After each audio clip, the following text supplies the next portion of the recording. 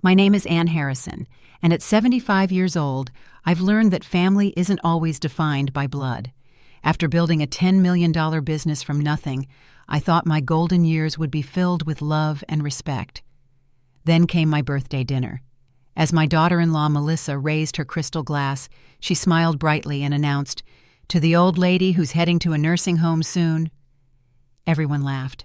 My own son Thomas didn't defend me. "I'd tell you what I did Monday morning, but I'd rather hear where you're watching from first. Drop a comment below, hit that like button, and subscribe to hear how this old lady turned the tables on a family that saw me as nothing but a checkbook. I wasn't born into wealth or privilege, far from it."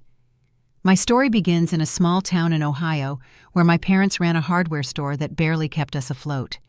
We lived in a modest 2-bedroom house with a perpetually leaking roof and floors that creaked with every step. Money was always tight, but love was abundant. My father taught me the value of honest work, and my mother instilled in me a sense of dignity that would carry me through life's hardest moments. Little did I know how much I would need that lesson decades later. I met Frank Harrison during my first year working as a secretary at an accounting firm. I was 19, ambitious, but without direction. Frank was 24, a junior accountant with a warm smile and kind eyes that crinkled at the corners when he laughed. He asked me to lunch on my third day, and by the end of that simple meal of sandwiches in the park, I knew he was special. We married 11 months later in a small ceremony at my parents' church. Our honeymoon was a weekend at a lakeside cabin borrowed from Frank's uncle. We started our life together in a 1-bedroom apartment, saving every penny we could. Frank worked during the day while attending night classes to finish his accounting degree. I worked as a secretary and took typing jobs on the side. The idea for our business came in 1972 when we were still living paycheck to paycheck. I had always been organized. My mother called it obsessive, but I preferred methodical. Friends would marvel at how I transformed our tiny apartment into a functional space where everything had its place. One afternoon, a colleague from work visited and was so impressed by my organizational systems that she asked if I would help with her chaotic home office. "I'd pay you," she said, and just like that, a seed was planted. Frank immediately saw the potential. "People have stuff, Ann," he said excitedly that night, "and most people don't know what to do with their stuff. You could help them." We started small, me organizing homes on weekends while Frank handled the bookkeeping. We called it Harrison Home Harmony and operated out of our garage, which Frank converted into a makeshift office. Our first products were simple storage solutions that Frank built by hand: wooden shelves, drawer dividers, custom closet rods. I would install them in clients' homes as part of my organizing services. The business grew slowly but steadily. By 1978, we had saved enough to open our first small storefront. Frank left his accounting job to manage our finances full-time. We hired our first employee, then our second. By 1985, we had expanded to 3 locations across Ohio, specializing in custom storage solutions for homes and small businesses. Our son Thomas was born in 1980, right in the middle of our business expansion. Those years were a whirlwind of diapers and business plans, bedtime stories, and inventory orders. Frank was an incredible father, stepping in whenever I needed to meet with clients or oversee store operations. We balanced each other perfectly. My creativity and organizational skills matched with his financial acumen and steady nature. By the time Thomas started high school, Harrison Home Harmony had grown to 15 stores across the Midwest. We'd expanded our product line to include imported organizational items and had developed a reputation for quality and customer service. We weren't rich by any means, but we were comfortable, and most importantly, we had built something meaningful together. Thomas grew up understanding the value of hard work. During summer breaks from school, he stocked shelves and helped with inventory. He complained sometimes, as teenagers do, but Frank and I believed it was important for him to understand that success required effort. When he expressed interest in becoming a doctor, rather than joining the family business, we supported him completely. We had built our business so our son could have choices. Frank and I were so proud when Thomas was accepted to medical school. We had enough money by then to pay his tuition, allowing him to graduate without the burden of student loans. He specialized in cardiology, inspired perhaps by Frank's family history of heart problems, a concern that would prove tragically prophetic. Frank died of a massive heart attack 12 years ago. He was only 63. One minute we were discussing expansion plans over breakfast, and the next he was clutching his chest, his coffee cup shattering on our kitchen floor. The paramedics arrived quickly but couldn't save him. Just like that, my partner of 34 years was gone. The grief was consuming. For weeks I could barely function. Thomas took emergency leave from his residency to help me through the immediate aftermath. The business nearly suffered as I struggled to find my footing without Frank. But eventually his voice in my head became clear. The business needs you, Anne. Our employees need you. So I dried my tears and threw myself into work. I channeled my grief into expanding what Frank and I had built together. Within 5 years of his death, I had doubled the size of the company, opening another 20 locations and launching an online store. The $10 million valuation wasn't just a number. It represented decades of early mornings and late nights, risks taken and obstacles overcome. Every dollar was earned through persistence and smart decisions. Throughout this time, Thomas established himself as a respected cardiologist at a prestigious hospital in Chicago. He lived modestly at first in a sensible condo not far from the hospital. He dated occasionally, but seemed focused on his career. I visited him monthly, and he came home for holidays. We remained close bound by our shared love for Frank and our understanding of the importance of family. Then, at a medical conference 7 years ago, Thomas met Melissa. She was a pharmaceutical sales representative, beautiful, charming, and confident. When he first brought her to meet me, I was impressed by her polished appearance and the way she engaged in conversation. She asked thoughtful questions about the business and seemed genuinely interested in our family history. I was happy that Thomas had found someone special. Their wedding 5 years ago was an elaborate affair at an exclusive country club. Melissa had expensive taste, and though I raised an eyebrow at some of the costs, I gladly contributed. Thomas was my only child, and I wanted his day to be perfect. Looking back, I should have noticed how Melissa's parents contributed minimally while having strong opinions about everything from the venue to the menu. I should have paid more attention to how Melissa casually mentioned my contribution to various vendors, emphasizing that I was covering specific costs. But I was too caught up in my joy for Thomas to see the red flags. The subtle signs of Melissa's true nature were there from the beginning, but sometimes a mother sees what she wants to see. My Thomas had found love, and that was all that mattered to me then. How naive I was. How completely, foolishly naive. The changes in Thomas after his marriage were subtle at first. The modest condo was sold in favor of a sprawling house in an exclusive suburb. His reliable sedan was replaced by a luxury sports car, while Melissa drove an SUV that cost more than most people's annual salary. Their social media pages filled with photos from expensive restaurants and exotic vacations. When I visited their new home for the first time, Melissa gave me a tour that felt more like a showcase of their wealth than a welcoming of family. "This is the formal living room," she explained, leading me through a space that looked beautiful but unlived in. We had it professionally designed. The sofa alone cost $14,000. I nodded politely, remembering how Frank and I had furnished our first apartment with second-hand items we'd lovingly refurbished together. Thomas seemed slightly uncomfortable with Melissa's detailed accounting of their possessions, but said nothing to discourage it. The birth of my granddaughter Emma 4 years ago was one of the happiest days of my life. Holding her tiny form in the hospital, I felt a rush of love that took me back to the day Thomas was born. "She's perfect," I whispered, tears in my eyes. Melissa, looking remarkably put together for someone who had just given birth, smiled tightly and mentioned that the baby had her mother's nose. I longed to be an involved grandmother, offering to help with night feedings or simply to hold Emma while Melissa rested. My offers were politely but firmly declined. "We have a night nurse," Melissa informed me, "and my mother will be staying with us for the first month." When James was born 2 years later, the pattern repeated. I was welcome to visit, but not to help in any meaningful way. My role seemed limited to bringing expensive gifts and admiring the children from a distance. I noticed that Thomas's mother-in-law had far more access to the children than I did. Still, I cherished every moment with my grandchildren.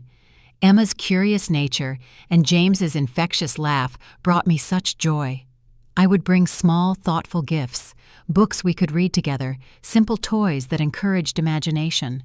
Melissa would often comment that they already had better versions of whatever I brought, but the children seemed to treasure our special time together. As the grandchildren grew, so did Melissa's expectations for financial assistance. It began with casual mentions of the prestigious private preschool they were considering for Emma. "The tuition is outrageous," she sighed over lunch one day. "But all the right families send their children there. It's really about the connections they make early on." I recognized the hint, but chose not to acknowledge it directly. Instead, I established education funds for both grandchildren, explaining to Thomas that these were for college. Melissa seemed disappointed that she wouldn't have immediate access to those funds. The requests became less subtle over time. The country club membership that would provide such wonderful opportunities for the children. The vacation home in Aspen, because winter sports build character.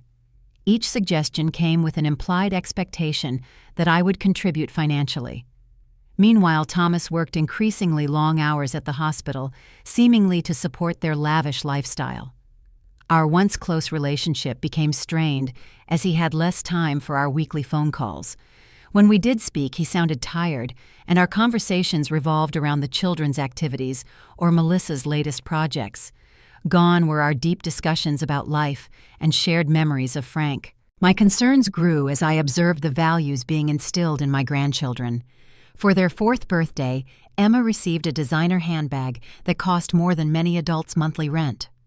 "It's never too early to appreciate quality," Melissa explained when she saw my surprised expression. The party itself was an extravagant affair with a hired princess character, a custom carousel, and gift bags for guests that included electronic tablets. I remembered Thomas's childhood birthdays, simple gatherings with homemade cake and thoughtfully chosen gifts that matched his interests.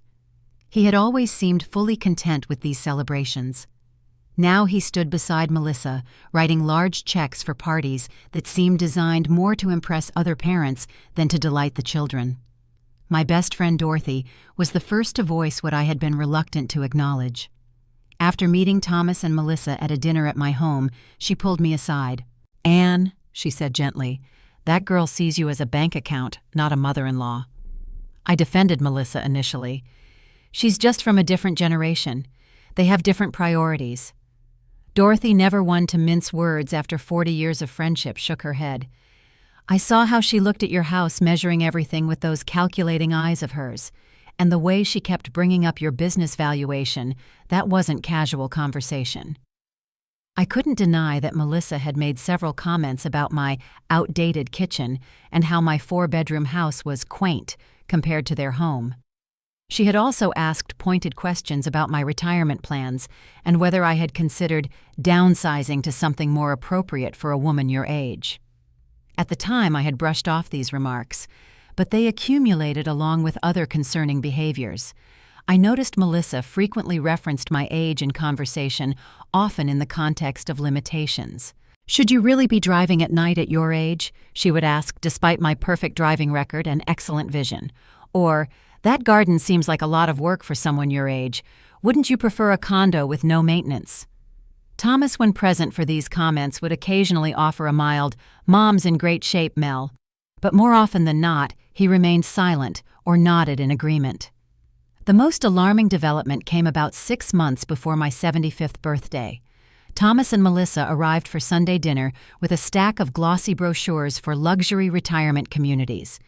These weren't independent living facilities, but rather assisted living centers with nursing care. "We've been researching options for you, Anne," Melissa said brightly, spreading the brochures across my dining table.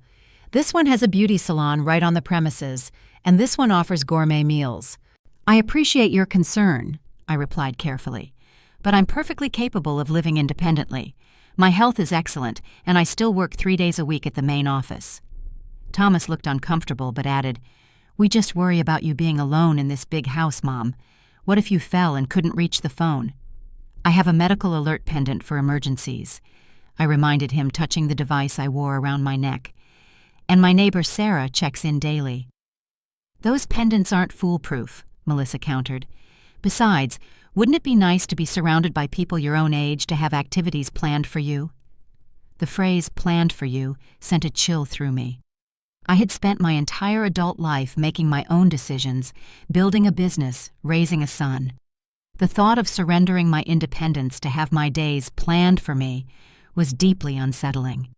What troubled me more was realizing this conversation wasn't really about my well-being. As Dorothy had warned, it was about my assets. My house worth nearly $1 million in its desirable neighborhood, my business with its $10 million valuation, my investments and savings carefully grown over decades. I began watching more carefully, noting how Melissa's eyes lingered on my antique desk that had belonged to Frank's grandfather, how she casually mentioned that Emma would look lovely wearing my mother's pearl necklace someday, the way she asked if I had updated my will recently after a distant acquaintance passed away. A picture was emerging, one I had been reluctant to see clearly, but as my 75th birthday approached, that picture would come into sharp, painful focus. My 75th birthday fell on a Saturday in April. Thomas called the week before to insist they host a celebration at their home. "We want to make it special, Mom," he said, sounding more like his old self. "A milestone birthday deserves a proper party." I was touched by the gesture and agreed readily. Perhaps I had been overthinking things. Perhaps Melissa's concerns about my living situation were genuinely coming from a place of care, however misguided. When I arrived at their home that evening, I was impressed by the effort that had gone into the decorations. The dining room featured elegant floral arrangements and candles, with a beautifully set table for 12. Melissa greeted me with an air kiss and guided me to the guest of honor seat. Looking around, I noticed the guest list was curious. Besides Thomas, Melissa, and the children who would be whisked away by a nanny after making a brief appearance there, were Melissa's parents Richard and Catherine, her unmarried brother David, and two couples I recognized as Melissa's friends, a real estate agent named Brooke and her husband, and a financial planner named Justin and his wife. The only people present from my life were my sister Patricia and Dorothy. "Where are the Johnsons?" I asked Thomas quietly, referring to our longtime family friends. "And what about Dr. Klein?" My physician of 30 years had become a good friend as well. Thomas looked momentarily uncomfortable. "We had to keep the guest list small," he explained. "The dining table only seats 12. I nodded, though I had been to many dinners at their home with larger groups accommodated by additional tables. I also noticed that most of my favorite foods were absent from the menu, replaced by trendy dishes I didn't particularly enjoy. The children appeared briefly before dinner, coached to give me birthday wishes, before being led upstairs by their nanny. I had brought small gifts for them, a continuing tradition on my birthday of giving rather than receiving. But Melissa quickly set the packages aside. "They can open those tomorrow," she said. "We don't want to overwhelm them with too much excitement before bedtime." Dinner was a strange affair. Melissa's friends dominated the conversation with insider talk about property values and investment opportunities. Her parents made several comments about inheritance planning and the importance of making arrangements before it's too late. "We've already designated which pieces of our art collection go to Melissa," Catherine announced. "It's so important to be organized about these things." Richard nodded sagely. "The last thing you want is your children dealing with uncertainty while grieving." The conversation felt pointed, though no one addressed me directly about my own estate plans. I caught Dorothy's eye across the table. Her raised eyebrow told me she was thinking the same thing I was. After dinner, Melissa's brother David brought out an expensive bottle of champagne for the toast. As crystal flutes were distributed, I expected Thomas to say a few words, perhaps reminiscing about our years together or expressing birthday wishes. Instead, Melissa stood glass raised high. Her smile was wide but didn't reach her eyes as she looked directly at me. "To Anne," she began, her voice carrying across the silent room, "to the old lady who's heading to a nursing home soon." The room fell silent for a beat before uncomfortable laughter broke out. Thomas, to my dismay, actually chuckled and raised his glass. Melissa's parents beamed approvingly. Her friends exchanged glances I couldn't quite interpret. Dorothy and Patricia remained stone-faced, their glasses barely lifted. I felt as if I'd been physically struck. The toast confirmed every suspicion, every uncomfortable feeling I'd been having.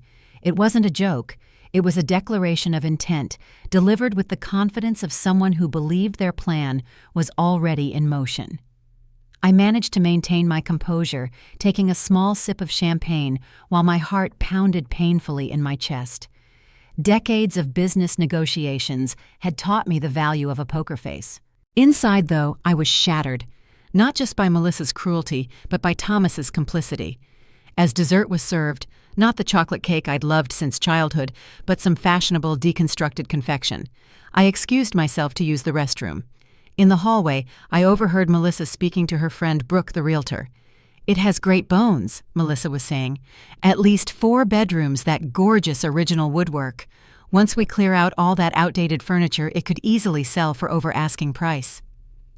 They were discussing my house, my home, the place where Frank and I had raised Thomas, where we had celebrated Christmas mornings and birthday evenings, where Frank had taken his last breath. I slipped past without them noticing and found myself near the playroom where Emma was coloring, apparently having negotiated extra time before bed. She looked up and smiled when she saw me. "Grandma, come see my picture." I sat beside her, admiring her drawing of what appeared to be a family in front of a large house. "That's lovely, sweetheart. Is that your house?" "No, silly," she giggled. "It's our new house, the one we're getting when you move to the old people place. Mommy says your house will be ours soon, and I can have the biggest bedroom with the window seat." The innocent revelation was the final confirmation. They weren't just planning for my eventual move to assisted living someday in the nebulous future. They were actively planning to take my home, presumably after having me declared incompetent or otherwise manipulating me into a facility. I kissed Emma's forehead, telling her I loved her picture. Then I returned to the dining room and announced that I was feeling tired and would be heading home. "But we haven't done the cake yet," Thomas protested, sounding genuinely disappointed. "I'm sure it's lovely," I said, maintaining my calm demeanor. "But it's been a long day. Perhaps you can drop by tomorrow with a slice." Melissa's smile was triumphant as she walked me to the door. "It has been so special having you here, Anne. We should talk more about those retirement communities soon. There's one with an immediate opening that would be perfect for you." The drive home was a blur of tears and anger. I felt betrayed to my core. The son I had sacrificed for the grandchildren I adored. Their future was apparently being built on the assumption of my removal from my own life while I was still vibrant and capable. When I arrived home, instead of going inside immediately, I sat on the bench in my garden where Frank and I used to have our morning coffee. The spring air was cool, but not uncomfortable. Stars emerged in the darkening sky as I contemplated the harshest reality I had ever faced. My son saw me as an asset to be managed, not as a person to be loved and respected. My daughter-in-law viewed me as an obstacle to greater wealth, and they were actively planning my life's final chapter without my consent or input. As midnight approached, bringing the official end to my birthday, I made a decision. It wasn't impulsive. It was crystal clear, perhaps the clearest thought I'd had in years. If they wanted my assets rather than my presence in their lives, they could have neither. Monday morning dawned bright and clear. I woke early after a fitful night's sleep, but with absolute conviction about my path forward. Before even having my morning coffee, I made 3 phone calls to Harold Myers, my attorney of 30 years, to Patricia Wilson, my financial advisor, and to Clarissa Johnson, a realtor I trusted who wasn't in Melissa and Thomas's social circle. Harold's office scheduled me for a 10 a.m. appointment. Patricia cleared her schedule to see me at 1 p.m. Clarissa agreed to meet me at my home at 4 p.m. to discuss listing options. I dressed carefully in one of my business suits, the navy one with subtle pinstripes that had always made me feel confident during important negotiations. Frank used to call it my power suit. I needed that power today. Harold greeted me warmly in his wood-paneled office downtown. We had been through many significant life events together, the expansion of the business, Frank's death, various real estate acquisitions. He knew my family situation well. "It's good to see you, Anne," he said, gesturing for me to sit. "What brings you in today?" I explained the events of my birthday party, including Melissa's toast and the overheard conversations. As I spoke, Harold's expression grew increasingly concerned. "I want to make changes to my will," I concluded. "Significant changes." Harold leaned forward, fingers steepled under his chin. "Anne, I have to ask, are you making these decisions out of anger? It's completely understandable if you are, but significant estate changes should ideally come from a place of careful consideration rather than emotional reaction. I appreciate your concern, I replied, but this isn't just about last night. It's about a pattern I've observed over years. Last night simply removed any doubts I might have had about their intentions. He nodded slowly. All right, let's review your current will first, so we're clear on what we're changing. We spent the next hour going through the document that would have left my entire estate to Thomas, with provisions for my grandchildren's education. Had I died the previous week, Thomas and Melissa would have inherited my home, my business interests, my investments, everything I had built over a lifetime of work.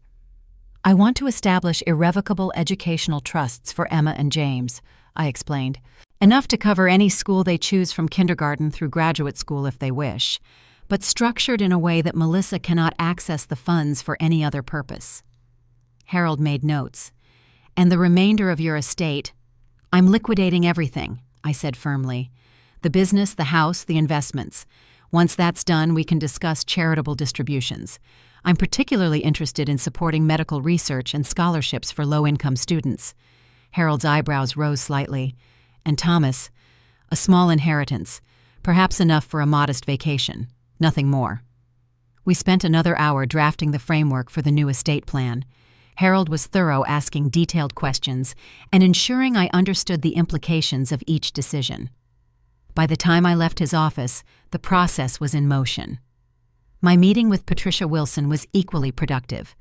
As my financial advisor, she had comprehensive knowledge of my assets and investments. She was surprised by my decision to liquidate everything, but quickly shifted to helping me develop a strategic approach. The business will take the most time, she warned. Even with a motivated buyer, these transactions typically take months. I'm not looking for the highest possible price, I explained. I want a fair deal that can be completed quickly, and I'd prefer to sell to the current management team if possible. They know the business, and they've been loyal. Patricia nodded.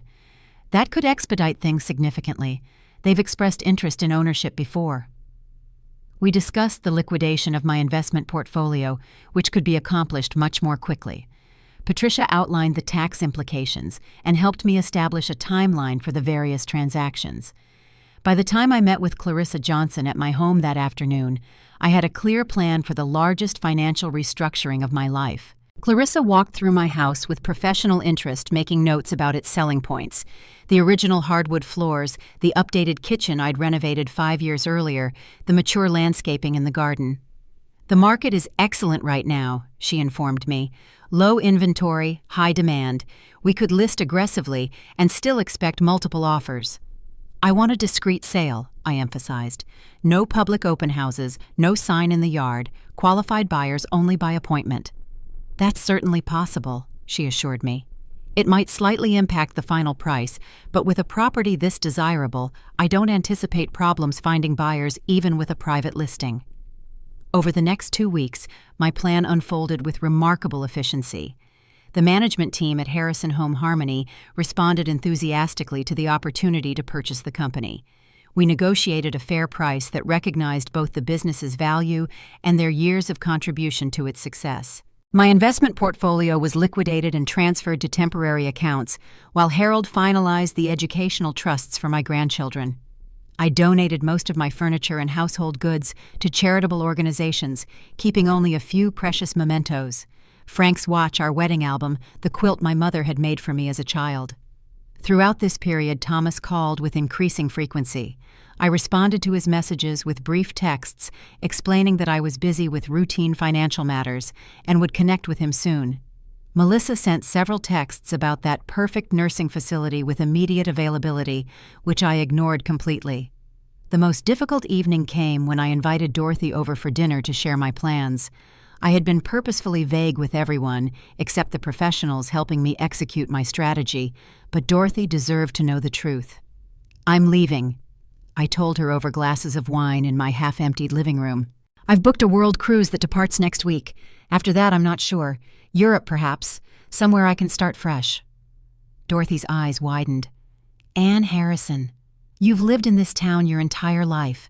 Your business is here. Your family is here.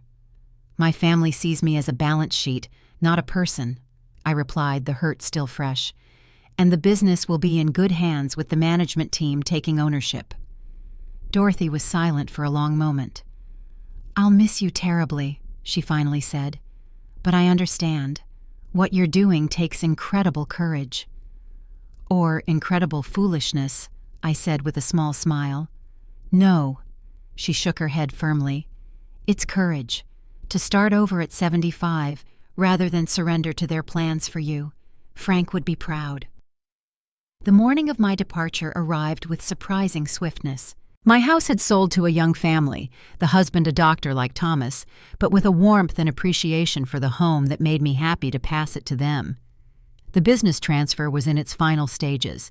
The educational trusts for Emma and James were established and funded generously. Before leaving for the airport, I placed a sealed letter on the kitchen counter for Thomas. Harold would call him later that day to explain the legal changes, but I wanted my son to hear my feelings in my own words. The letter wasn't angry. It explained my hurt at the birthday toast and my discovery of their plans for my home.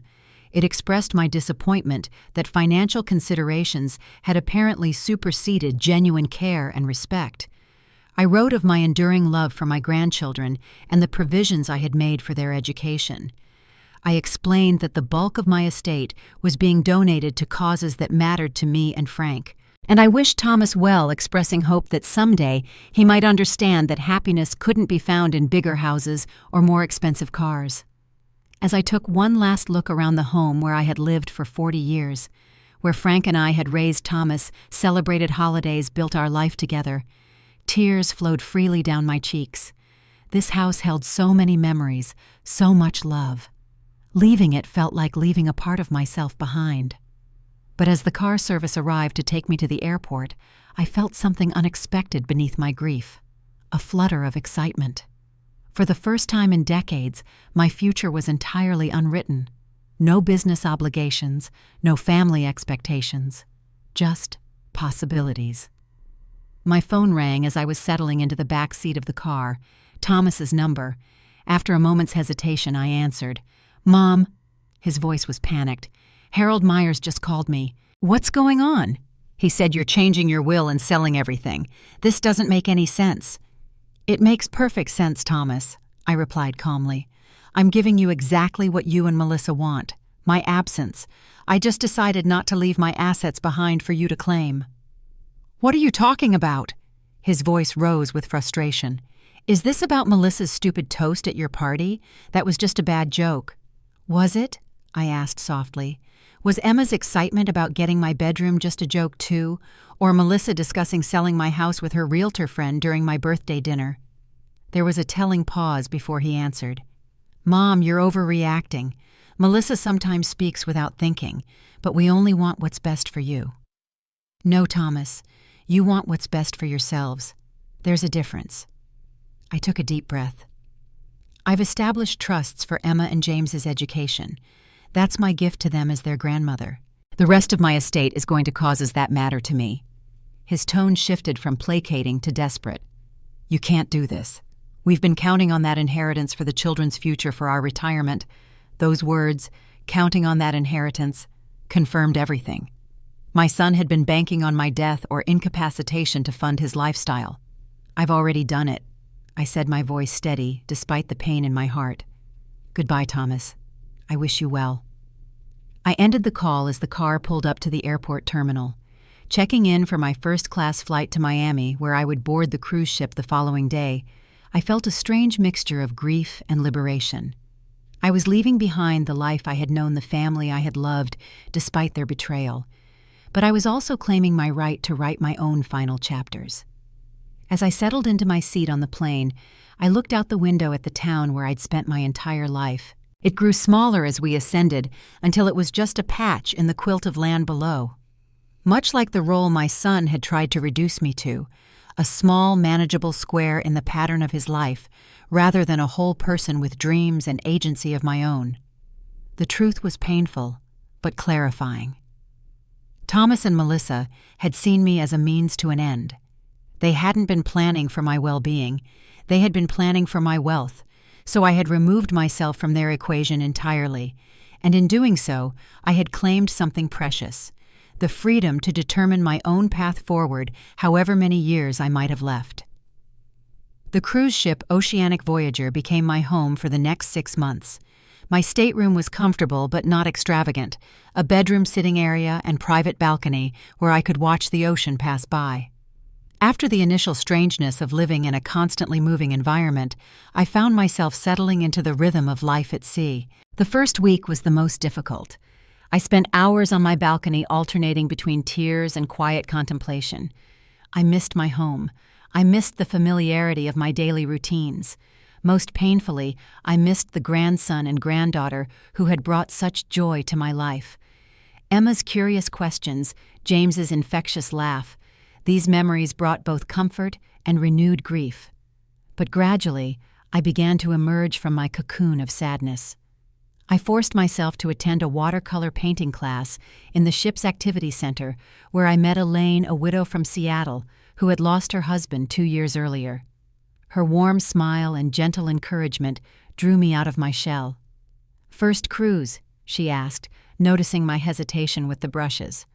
"First everything," I admitted. "First time leaving my hometown for more than a vacation. First time being completely on my own." She nodded, understanding. "It gets easier. And then one day it gets wonderful." Elaine introduced me to her dinner gang, a group of solo travelers who had arranged to share a table each evening. There was Richard, a retired professor from Boston, Maria, a former nurse from Arizona, the Martin sisters, unmarried teachers from England, and George, a widower from California, who had been a successful architect before retirement. "We're the orphans of the sea," Richard joked the first night I joined them, "all traveling alone but finding family along the way." That concept, finding family, resonated deeply. These strangers had no expectations of inheritance, no designs on my assets. They simply enjoyed my company, my stories, my perspective. It was refreshingly uncomplicated. Our first port of call was a small island in the Bahamas. I had signed up for a guided nature walk, thinking it would be gentle enough for my 75-year-old knees. To my surprise, I kept pace easily with travelers decades younger. Years of gardening and running a business that often required physical demonstrations of organizing techniques had kept me more fit than I realized. With each port, I grew bolder. In Jamaica, I tried snorkeling for the first time, marveling at the rainbow-colored fish darting beneath me. In Panama, I ventured into a rainforest guided by locals who pointed out exotic birds and flowering plants I had only seen in books. In Peru, I sampled dishes I couldn't pronounce, but found delicious. Between ports, life aboard the Oceanic Voyager took on a pleasant routine. Mornings began with coffee on my balcony, watching dolphins, sometimes playing in the ship's wake. I attended lectures on the history and culture of upcoming destinations. Afternoons were for activities. Painting classes continued, joined by ballroom dancing lessons, where George often served as my partner, and even a creative writing workshop. Evenings were for dinner with my new friends, followed by shows or quiet conversations in one of the ship's lounges. I found myself laughing more, sleeping better, and thinking less about the pain I had left behind. Harold sent weekly emails updating me on the finalization of various transactions. The business sale was completed about 2 months into my cruise. My former house closed escrow shortly after. The charitable foundations I had chosen to support, cardiovascular research in Frank's memory and scholarships for low-income students interested in business or healthcare, were now substantially funded. "Thomas has called me at least weekly," Harold wrote in one email. His tone has shifted from anger to bargaining. He's suggested several compromises that would restore at least partial inheritance. I've explained that the decisions are finalized and irrevocable. I felt a twinge of sadness at this news, but no regret. The educational trusts for Emma and James were generous and secure. They would never have to worry about how to pay for school from kindergarten through their highest degree. That was my gift to them.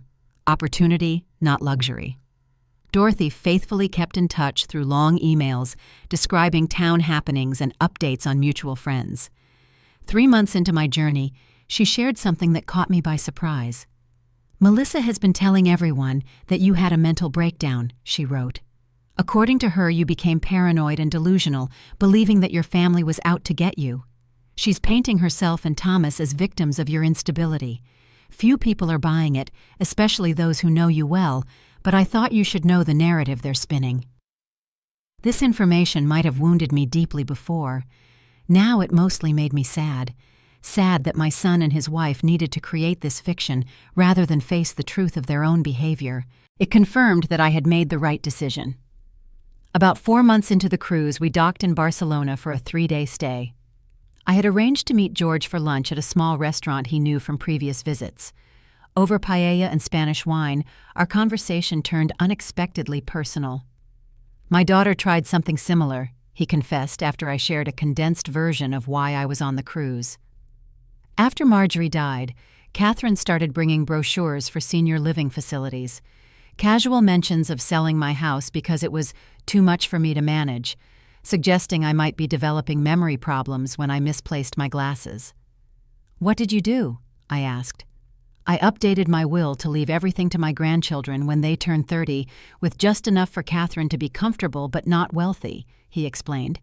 Then I told her exactly what I'd done and why. We didn't speak for nearly a year, and now we have what I'd call a transactional relationship. I see my grandchildren regularly. Catherine and I are civil, but the trust is gone. He looked at me with understanding. "The hardest part isn't the betrayal. It's the loss of what you thought you had." His words crystallized something I had been feeling but couldn't articulate. The deepest pain wasn't Thomas's actions.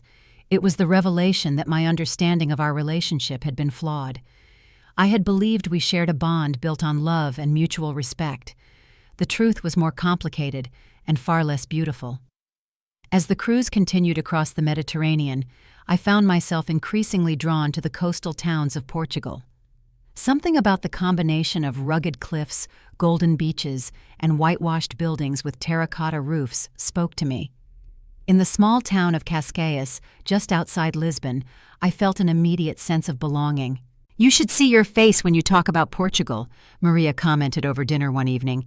"You light up completely." The observation stayed with me. When the cruise director announced a special excursion in Lisbon that included meetings with local real estate experts for those considering retirement in Portugal, I signed up immediately. The exploration of potential new home bases became as exciting as the cruise itself. I viewed apartments in historic buildings and villas with ocean views. I met with lawyers who explained Portugal's residency options for retirees. I connected with expat groups who shared their experiences of relocating from the United States. By the time the cruise entered its final month traversing the Baltic Sea toward its final destination of Copenhagen, I had made a decision.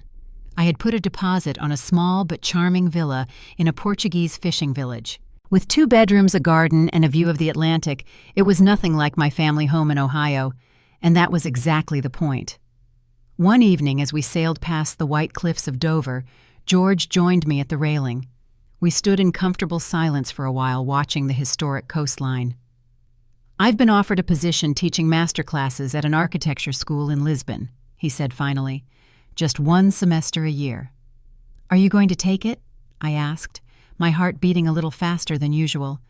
"I'm considering it." He glanced at me with a small smile. "Particularly since I've heard the Portuguese coast is lovely." We didn't make any declarations or promises. At our age, after our respective experiences, we were both cautious about rushing into anything. But as his hand covered mine on the ship's railing, I felt a gentle warmth that had nothing to do with the evening sun. On our last night aboard the Oceanic Voyager, our dinner group exchanged contact information and made vague promises about reunions. Some were likely to materialize. Others were the well-intentioned pledges travelers often make at journey's end. But I knew that several of these relationships had grown beyond shipboard acquaintances into genuine friendships. As I packed my belongings, far fewer than I had arrived with despite the souvenirs collected along the way, I reflected on how much had changed in 6 months. I had left Ohio broken-hearted and betrayed. I was disembarking in Copenhagen with a new sense of self, unexpected friendships, and plans for a future I couldn't have imagined when I boarded. I had thought the cruise would be an escape, Instead, it had become a journey towards something new. 1 year after my 75th birthday, the day of Melissa's cruel toast, I sat on the terrace of my Portuguese villa, watching fishing boats return to the harbor below. The morning sun warmed my face as I sipped my coffee, a local blend I had grown to prefer over my old American brand. My life had transformed in ways both subtle and profound.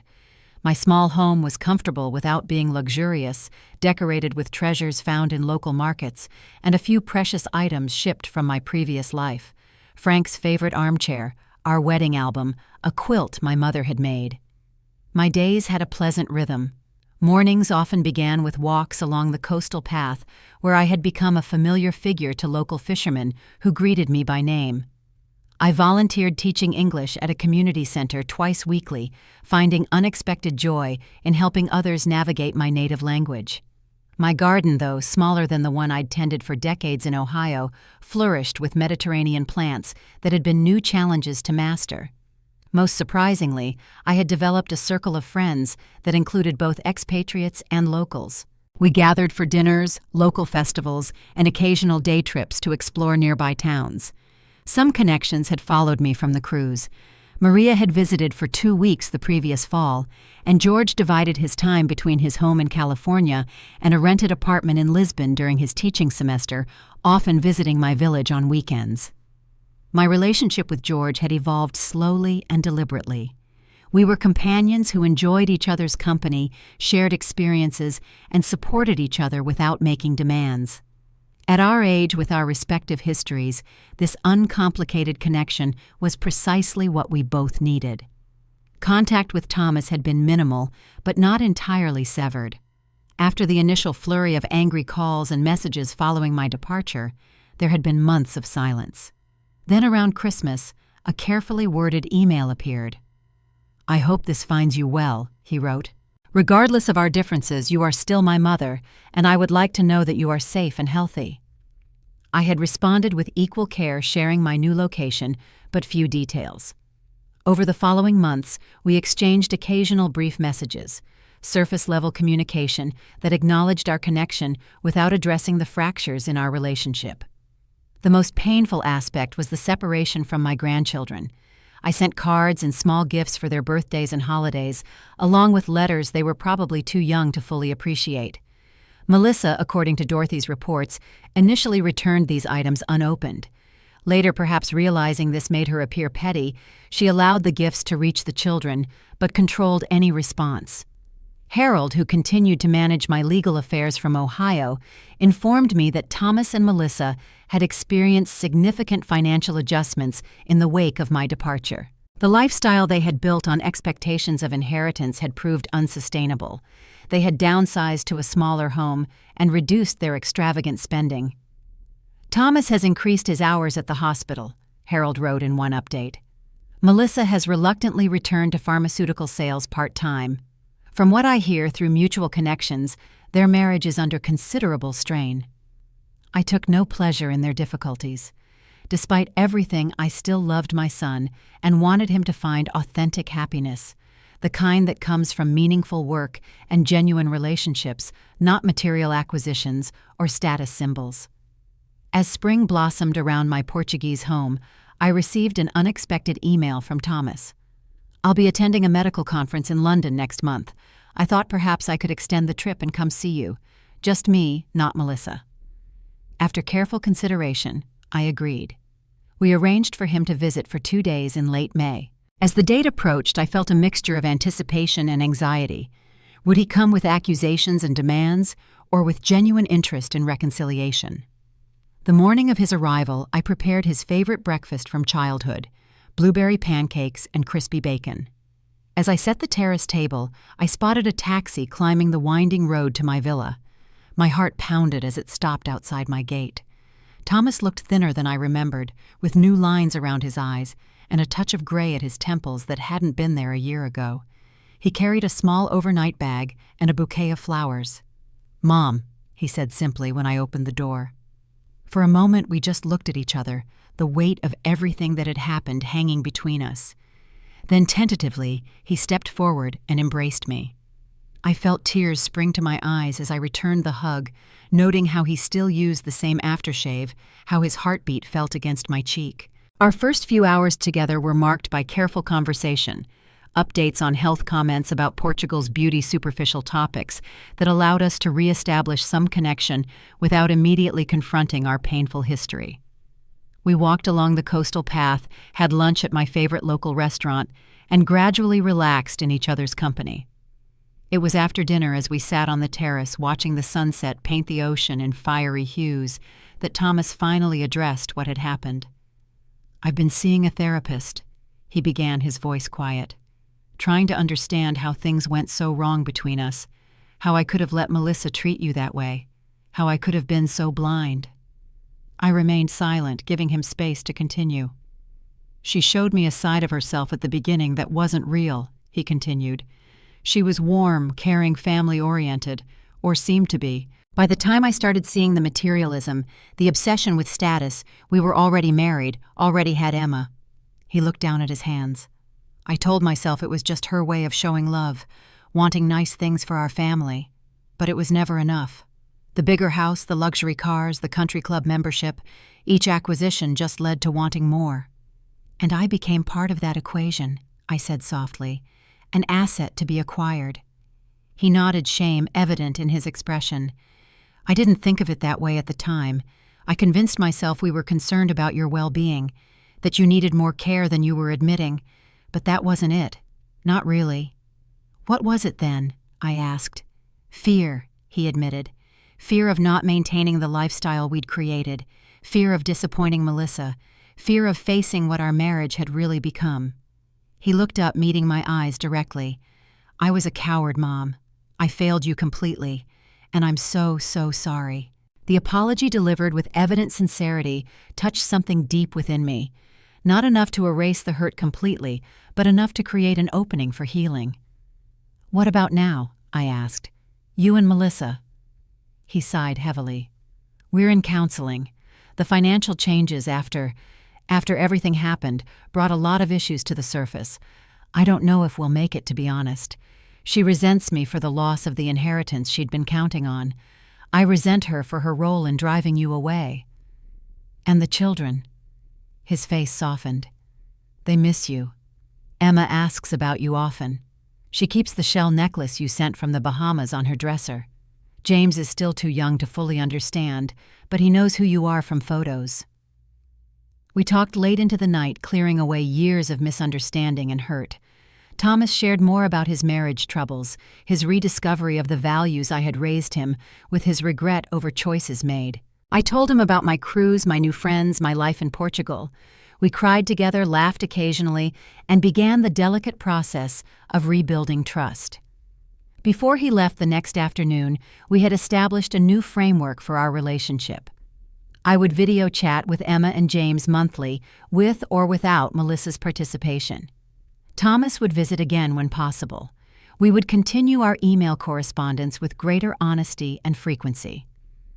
"I don't expect your forgiveness," he said as the taxi arrived to take him to the airport, "but I hope someday to deserve it." "Forgiveness isn't something you earn," I told him, touching his cheek gently. "It's something I choose to give for my own peace as much as yours. I forgive you, Thomas, but trust will take longer to rebuild." As his taxi disappeared down the winding road, I felt lighter than I had in years. The conversation hadn't erased the past, but it had opened a door to a possible future where my son might be part of my life again on new and healthier terms. The following month, as my 76th birthday approached, I decided to host a small celebration at my villa. My local friends would attend, along with George, who would be finishing his teaching semester in Lisbon. I planned a simple but elegant affair. Good food, local wine music on the terrace as the sun set over the Atlantic. The evening of my birthday, as my guests gathered on the terrace, George approached with a glass of champagne for each of us. "I'd like to propose a toast," he announced, his voice carrying across the suddenly quiet gathering. My mind flashed involuntarily to Melissa's cruel toast a year earlier, but George's warm smile and kind eyes held nothing but sincere affection. "To Anne," he said, raising his glass high, who taught us all that courage isn't the absence of fear, but the triumph over it, who showed us that it's never too late to begin again, and who brings joy to everyone fortunate enough to know her. As glasses clinked and voices echoed, to Anne, I felt tears of gratitude form in my eyes. 1 year ago, I had been devastated by rejection from those who should have valued me most. Today, I was surrounded by people who appreciated me for exactly who I was. The path that had brought me here was painful, a forced recognition that family doesn't always mean unconditional love or respect, that sometimes the family we choose brings more joy than the family we're born into or create, that boundaries aren't selfish but necessary acts of self-respect. Most importantly, I had learned that starting over at 75 wasn't an ending, but a beginning. That age wasn't a limitation, but simply a number that reflected experience and wisdom, that life could still surprise me with new friendships, new love, new purpose. As I looked around at the smiling faces of my guests, people who had become my chosen family, I felt profound gratitude for the cruel toast that had ultimately set me free. Without Melissa's thoughtless words, I might never have found the courage to claim this new chapter of life. Have you ever had to set difficult boundaries with family members who didn't respect your worth, or found yourself starting over at an age when society expects you to quietly fade away? I'd love to hear your stories in the comments below.